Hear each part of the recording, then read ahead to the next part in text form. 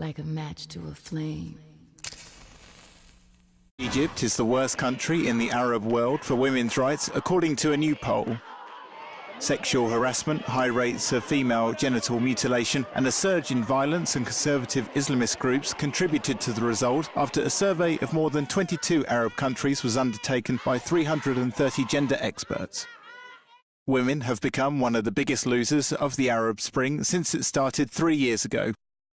In Egypt, 99.3% of women and girls are subject to sexual harassment and 91% are subject to genital mutilation, according to two separate reports by the UN and UNICEF. Forced marriage and trafficking is also endemic. The election of Islamist-backed Muslim Brotherhood leader Mohamed Morsi was a blow for women in Egypt who played a major role in the country leading up to the Egyptian revolution in 2011. After Egypt, Iraq was the second worst country for women's rights, followed by Saudi Arabia, Syria and Yemen. The Palestinian territories came 8th out of 22. Experts said Israeli restrictions on movement have severe consequences for Palestinian women. Half of all women in Gaza City experienced domestic violence in 2011, and only 17% of women are employed despite the literacy rate of 93%.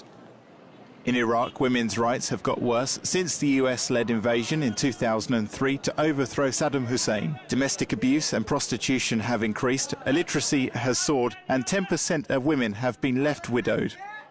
Saudi Arabia's guardianship system forbids women from working, travelling abroad, opening a bank account, or enrolling in higher education without permission from a male relative.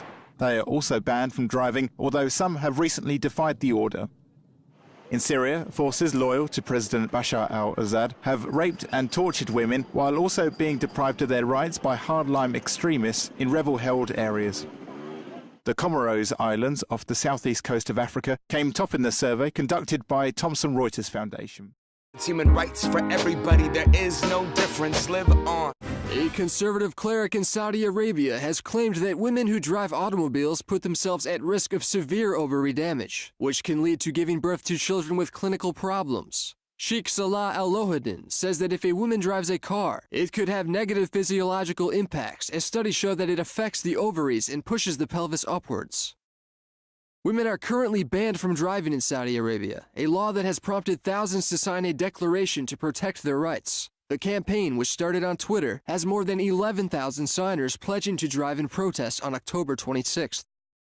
The ban on female drivers is enforced by police through fines and arrests. Only men are allowed to acquire driving licenses.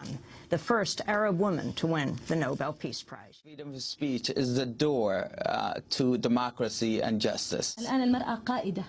Now our women are the leaders. مش فقط قائدة في العمل السياسي، هي قائدة في أصعب يعني مراحل أو مجالات العمل السياسي، وهي قائدة في الثورة، هي ثائرة. Not only political leaders, but also leaders that lead in every single front, and they are part of the main leaders of the revolution. لهذا تجدين الحكام يخافوا من النساء. And therefore you can see that the rulers are afraid from women.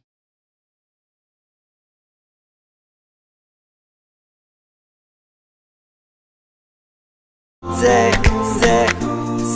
I remember when you used to sit in the family car, the backseat. Over so safe and well, so you can make lots and lots of babies. Good friends we've had and good friends we've lost on the highway. In this bright future, you can't forget your past, so put your car key away.